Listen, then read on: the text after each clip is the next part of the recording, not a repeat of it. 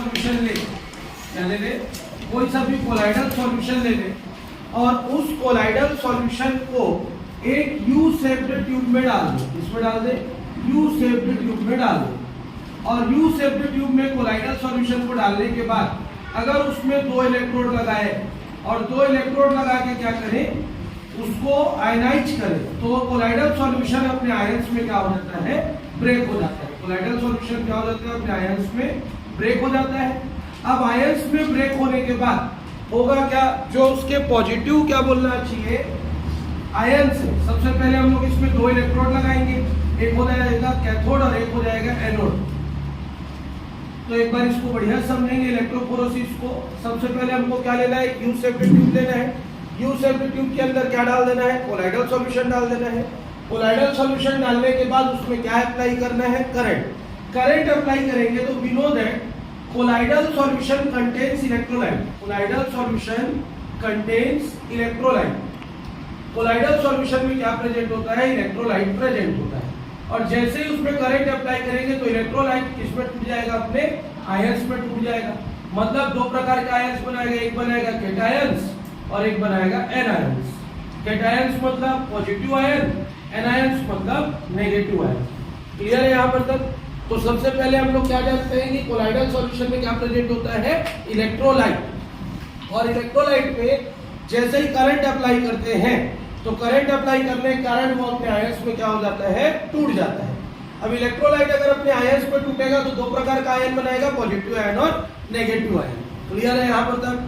अब जो positive ion और नेगेटिव आयन बना, वो पॉजिटिव आयन अगर किसकी तरफ मूव करना स्टार्ट करेगा, नेगेटिव इलेक्ट्रोड की तरफ, और जो नेगेटिव आयन है वो किसकी तरफ मूव करना स्टार्ट कर देगा, पॉजिटिव इलेक्ट्रोड की तरफ मूवमेंट करना स्टार्ट करेगा। So movement of ions towards the electrode, क्या movement of ions towards the electrode, towards the electrodes, then this process is called क्या, इलेक्ट्रोफोरेसिस। मतलब आयंस का मूवमेंट किसकी तरफ होना, इलेक्ट्रोड की तरफ होना, क्या कहलाता है, इलेक्ट्रोफोरेसिस। क्लियर है कि नहीं, समझ में आया?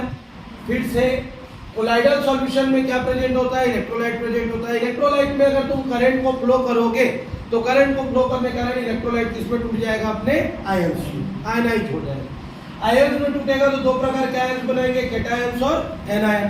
अब ये जो पॉजिटिव आयन और नेगेटिव आयन है वो किसकी तरफ मूव करना स्टार्ट करेगा, अपोजिट टर्मिनल वाले इलेक्ट्रोड की तरफ। पॉजिटिव आयन किसकी तरफ जाएगा, नेगेटिव की तरफ। नेगेटिव आयन किसकी तरफ जाएगा, पॉजिटिव की तरफ। तो ये आयन का जो मूवमेंट हो रहा है, उस मूवमेंट को अपन क्या बोलेंगे, इलेक्ट्रोफोरेसिस। ठीक, इलेक्ट्रोफोरेसिस 2 टाइप्स के होते हैं। क्या क्या होते हैं, कैटाफोरेसिस और दूसरा होता है एनाफोरेसिस। दूसरा क्या होता है, एनाफोरेसिस। अब कैटाफोरेसिस क्या होता है, एक ऐसा प्रोसेस जिसमें पॉजिटिव आयन किसकी तरफ मूव करते हैं, कैथोड की तरफ। मतलब कैटायन किसकी तरफ मूव करते हैं, कैथोड की तरफ। दोनों कैट कैट है। क्लियर हो गया? तो कैट कैट कैट तीनों सेम हो गया। तो कैटायन किसकी तरफ मूव करेगा, कैथोड की तरफ। तो ये प्रोसेस क्या कहलाएगा, कैटाफोरेसिस। और एनायन, एनायन मतलब नेगेटिव आयन किसकी तरफ मूव करेगा, अगर एनोड की तरफ। किसकी तरफ मूव करेगा, एनोड की तरफ। तो एन एन एन तीनों में सेम है, तो ये प्रोसेस क्या कहलाएगा, एनाफोरेसिस। क्लियर है यहाँ पर तक?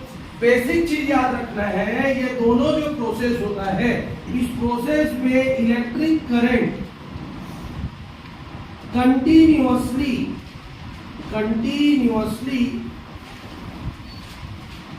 क्या होती रहती है, फ्लो होती रहती है। इस चीज को याद रखिए, क्या कि ये जो प्रोसेस है, इस प्रोसेस में करंट को फ्लो होना शुरू किया, इलेक्ट्रोलाइट आयंस पे टूटा, इसका मतलब करंट बंद नहीं करना है।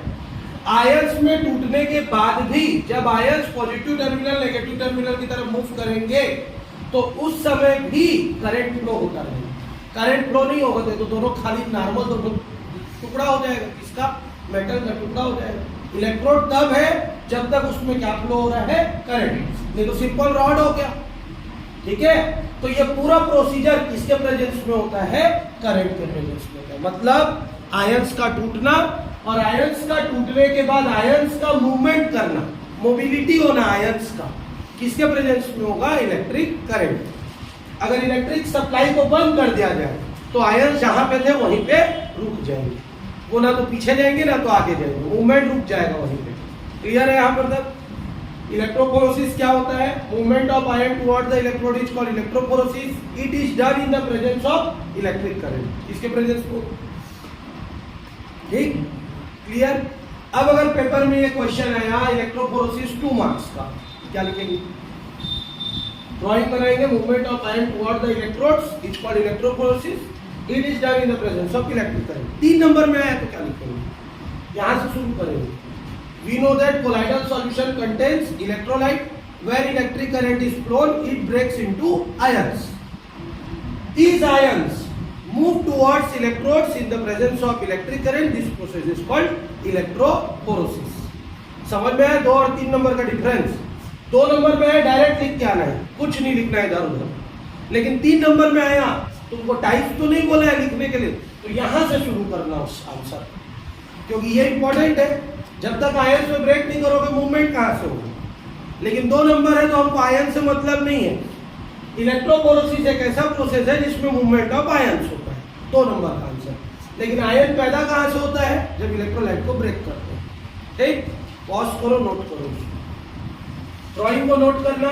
कैटाफोरेसिस, एनाफोरेसिस जो लिखे हो उसके नीचे इस थ्योरी को नोट करना और एक लाइन इसी को लिख लेना, नोट कर, इसकी जरूरत नहीं। ड्राइंग को कल का नोट कर चुके थे, नहीं किया हो तो अभी नोट करो।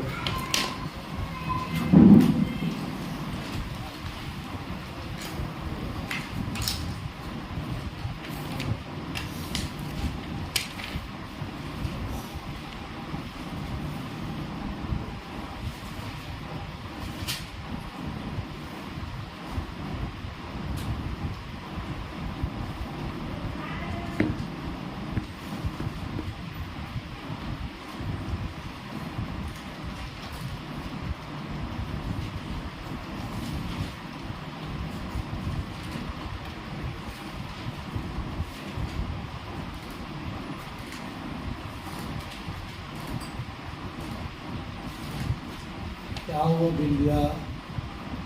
जल्दी जल्दी लिखो।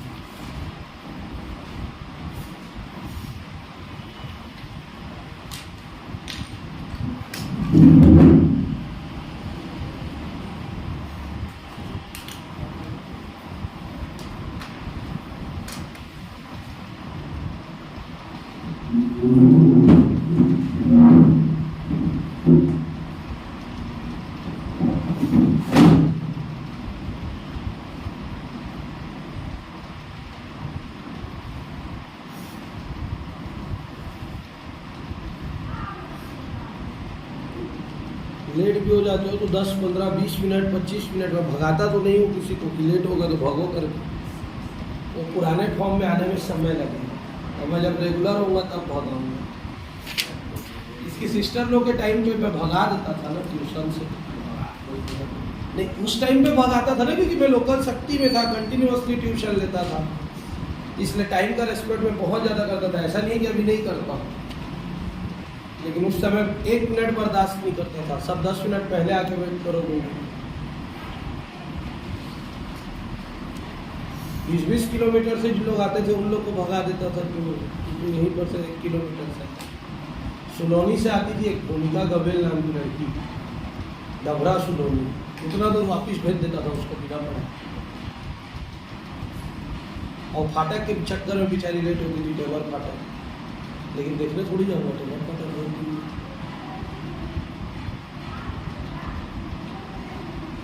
हो गया, इरेज करूं?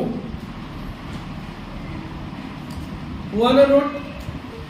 ड्राइंग को नोट किए कि नहीं किए? और बाकी नेक्स्ट हेडिंग दो अपनी कॉपी में, कोएगुलेशन। कोएगुलेशन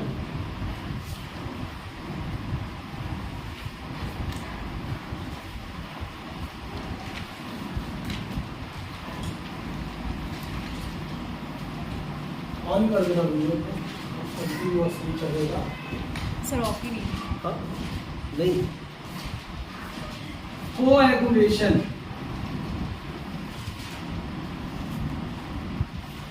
कोएगुलेशन को हम लोग फ्लॉकुलेशन भी बोलते हैं। क्या बोलते हैं? फ्लॉकुलेशन या फ्लक्चुएशन। क्या पढ़ते हैं? फ्लक्चुएशन पढ़ते हैं, लिखते हैं फ्लॉकुलेशन। क्लियर है? तो कोएगुलेशन को और किस नाम से जाना जाता है? फ्लॉकुलेशन के नाम से जाना जाता है। कोएगुलेशन होता क्या है? What is coagulation? कोएगुलेशन में हम लोग सबसे पहले जानते हैं कि अगर कोई सा भी कोलाइडल सॉल्यूशन लेते हैं तो कोलाइडल सॉल्यूशन में क्या प्रेजेंट होता है? पढ़ क्या है अभी? इलेक्ट्रोलाइट। क्या प्रेजेंट होता है? इलेक्ट्रोलाइट। क्लियर है कि नहीं? हो गया यहाँ पर। तो क्या लिखेंगे? In any colloidal solution electrolyte is present. क्या प्रेजेंट होता है? इलेक्ट्रोलाइट प्रेजेंट होता है। अब एक ऐसा प्रोसेस जिससे इस इलेक्ट्रोलाइट को कोलाइडल सॉल्यूशन से क्या किया जाता है? सेपरेट किया जाता है। क्या किया जाता है? सेपरेट किया जाता है और फ्रेशली प्रिपेयर्ड प्रेसिपिटेट बनाया जाता है। क्या बनाया जाता है? फ्रेशली प्रिपेयर्ड प्रेसिपिटेट बनाया जाता है। तो ये प्रोसेस क्या कहलाता है तुम्हारा? क्या कहलाता है? कोएगुलेशन। फिर से अच्छे से समझेंगे। कोलाइडल सॉल्यूशन में क्या प्रेजेंट होगा? इलेक्ट्रोलाइट होगा। अब एक ऐसा प्रोसेस जिसमें इलेक्ट्रोलाइट को कोलाइडल सॉल्यूशन से क्या कर दिया जाएगा? सेपरेट कर दिया जाएगा और क्या बनाया जाएगा? प्रेसिपिटेट। क्या बनाया जाएगा? प्रेसिपिटेट। तो ये प्रोसेस क्या कहलाएगा तुम्हारा? कोएगुलेशन। अगर एक सब्सटेंस को किसी सॉल्यूशन से बाहर निकालें तो बचा हुआ चीज नीचे तली में जाके क्या हो जाएगा? बैठ जाएगा। जो भी चीज नीचे तली में जाके किसी कंटेनर में बैठता है उस चीज को क्या बोलते हैं? उस सब्सटेंस को क्या बोलते हैं? प्रेसिपिटेट। क्लियर? समझ में आया कि नहीं है? किसी भी कोलाइडल सॉल्यूशन से इलेक्ट्रोलाइट को सेपरेट करने का प्रोसेस जिससे क्या बन सके? प्रेसिपिटेट बन सके, तो वो प्रोसेस क्या कहलाता है तुम्हारा? Colloidal solution. क्लियर है कि नहीं? The process of separating electrolyte to form precipitate from colloidal solution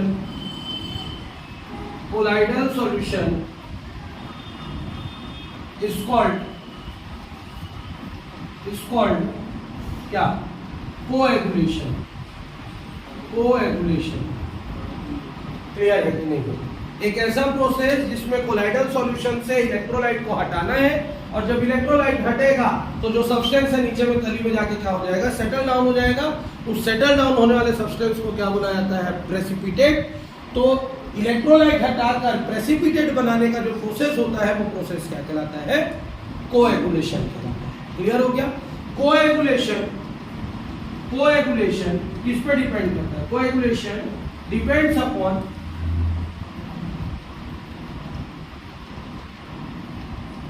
size of ions and charge of ions present in the electrolyte. ये वाला पॉइंट को भी लिखना नहीं भूलिए। इलेक्ट्रोलाइट। सेकेंड पॉइंट क्या लिखा मैंने? कि कोएगुलेशन किस चीज पे डिपेंड करता है? कि जो इलेक्ट्रोलाइट में आयंस है, अब आयंस दो प्रकार के होते हैं कि तीन प्रकार के होते हैं? तीन प्रकार के होते हैं। दो क्या? पॉजिटिव आयन और नेगेटिव आयन। तो जो कोएगुलेशन है वो इलेक्ट्रोलाइट के किस पर डिपेंड करता है? साइज पर और चार्ज पर। किस पर डिपेंड करता है? साइज पर और चार्ज पर। जितना बड़ा साइज रहेगा उतना उसका कोएगुलेशन क्या होगा? जल्दी होगा। जितना छोटा साइज रहेगा उसका उतना कोएगुलेशन क्या होगा? कम होगा। क्लियर है? मतलब greater the size and the charge of ion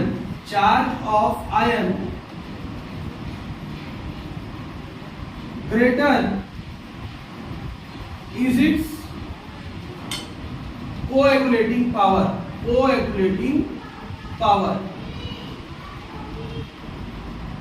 मतलब किसी भी आयन का साइज जितना ज्यादा बड़ा होगा या उसका चार्ज जितना ज्यादा होगा, उसका कोएगुलेशन करने की शक्ति, सेपरेट करने की शक्ति उतनी क्या होगी, ज्यादा होगी। This law is known as Hardy Schulze law. इस लॉ को क्या बोला जाता है, हार्डी-सुलजे लॉ। क्लियर है यहाँ पर? तो एक साथ दो क्वेश्चन कंप्लीट हुआ। सबसे पहले कोएगुलेशन क्या होता है, हमको पता है कोलाइडल सॉल्यूशन में क्या प्रेजेंट होता है, इलेक्ट्रोलाइट। इलेक्ट्रोलाइट को सेपरेट करने का जो प्रोसेस है वो क्या कहलाता है, कोएगुलेशन कहलाता है। जब कोएगुलेशन होता है तो इलेक्ट्रोलाइट सेपरेट होता है और क्या बनता है, प्रेसिपिटेट बनता है। प्रेसिपिटेट का बनना और इलेक्ट्रोलाइट का सेपरेट होना किस पे डिपेंड करता है, इलेक्ट्रोलाइट के आयंस के साइज पर और इलेक्ट्रोलाइट के आयंस के चार्ज पर। साइज और चार्ज जितना ज्यादा बड़ा होगा उतना उसका कोएगुलेशन क्या रहेगा, पावर रहेगा।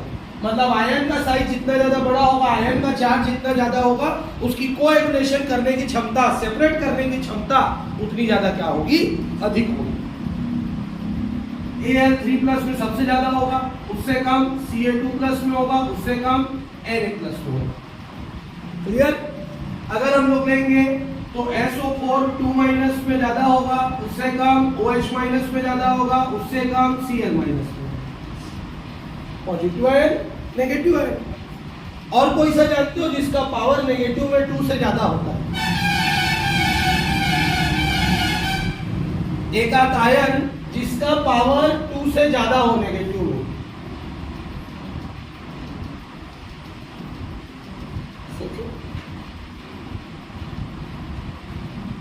ये होमवर्क है तुम्हारा। ये तो एक सीरीज हो गया, ये दूसरा सीरीज हो गया। यहां पर को फिलअप करके लाना। एक ऐसा आयन लिखना है, नेगेटिव आयन, जिसका पावर 2 से ज्यादा हो, 3 हो, 4 हो, चल जाए। क्लियर है कि नहीं? समझ में आया? तो कोएगुलेशन क्या होता है, इलेक्ट्रोलाइट को सेपरेट करने का प्रोसेस कोएगुलेशन है। कोएगुलेशन किस पर डिपेंड करता है, आयंस के साइज और चार्ज पर डिपेंड करता है। जितना ज्यादा बड़ा साइज रहेगा, जितना ज्यादा उस पर चार्ज रहेगा, उसके क्या करने की क्षमता, सेपरेट करने की क्षमता, कोएगुलेटिंग पावर मतलब सेपरेटिंग पावर क्या होगी, ज्यादा होगी। इस लॉ को क्या बोलते हैं, हार्डी-सुलजे लॉ। तो ये भी अलग से 2 नंबर का क्वेश्चन है, ये भी अलग से 2 नंबर का क्वेश्चन है। क्लियर? 3 नंबर में कभी नहीं पूछा है। अगर कोएगुलेशन बोलेगा तो यहां तक, हार्डी-सुलजे लॉ बोलेगा तो यहां तक। पॉज करो और नोट करो। चालू नहीं की थी। हम जानते हैं कि क्या करते हैं कि कोई सा भी अगर कोलाइड लेते हैं तो उस कोलाइड में क्या प्रोसेस होता है, कोएगुलेशन प्रोसेस होता है। और कोएगुलेशन प्रोसेस मतलब इलेक्ट्रोलाइट का सेपरेट होना और प्रेसिपिटेट का बनना। अब हमको क्या करना है कि किसी कोलाइड को कोएगुलेशन होने से रोकना है। तो जब कोलाइड को कोएगुलेशन होने से रोकते हैं तो उसमें क्या मिलाते हैं, एडिशनल सब्सटेंस। जो एडिशनल सब्सटेंस मिलाया जाता है जिससे कोलाइड के कोएगुलेशन को क्या किया जा सके, रोका जा सके, वो तुम्हारा क्या कहलाता है, protective colloid. Means the substance which is added to colloid to prevent it from coagulation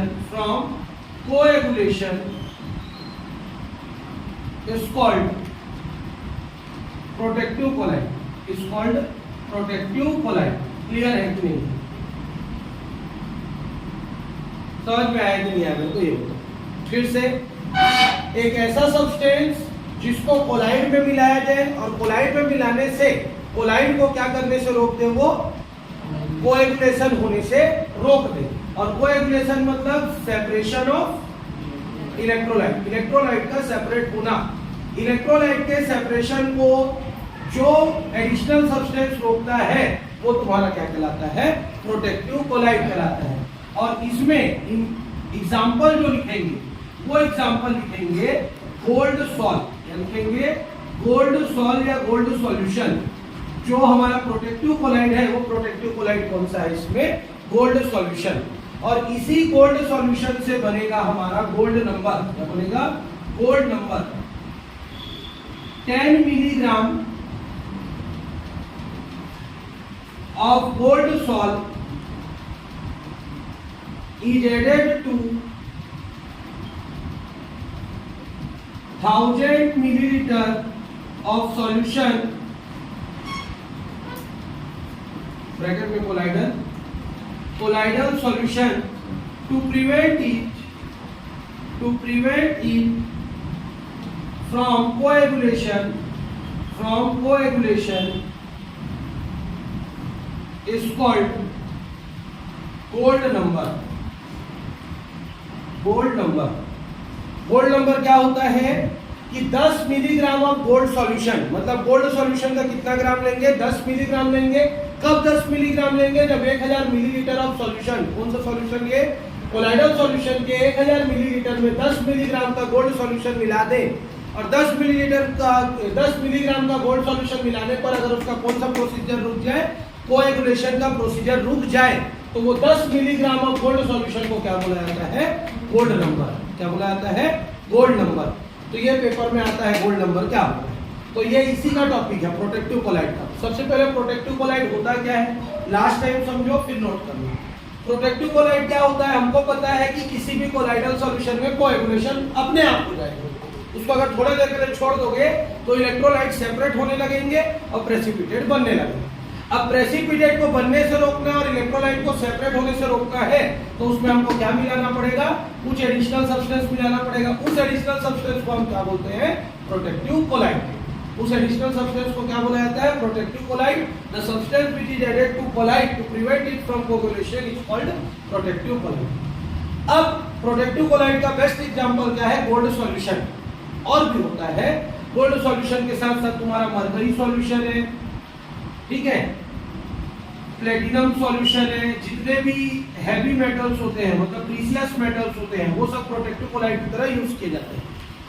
तो अब गोल्ड नंबर क्या होता है? जब 1000 मिलीलीटर कोलाइडल सॉल्यूशन में, 1000 मिलीलीटर कोलाइडल सॉल्यूशन में कोएगुलेशन को होने से रोकना है, तो उसमें 10 मिलीग्राम का क्या मिला जाता है? Gold salt. तो इस 10 मिलीग्राम के गोल्ड सॉल्ट को क्या बोला जाता है? Gold number. क्या बोला जाता है? Gold number. अब इसको गोल्ड नंबर कितना हो जाएगा? 1। अगर इसका वैल्यू कम ज्यादा हुआ तो ये भी चेंज होने लगेगा, तो उसके अकॉर्डिंग नंबर क्या होगा? फ्लक्चुएट होगा। ठीक, चलो पॉज करो, नोट करो।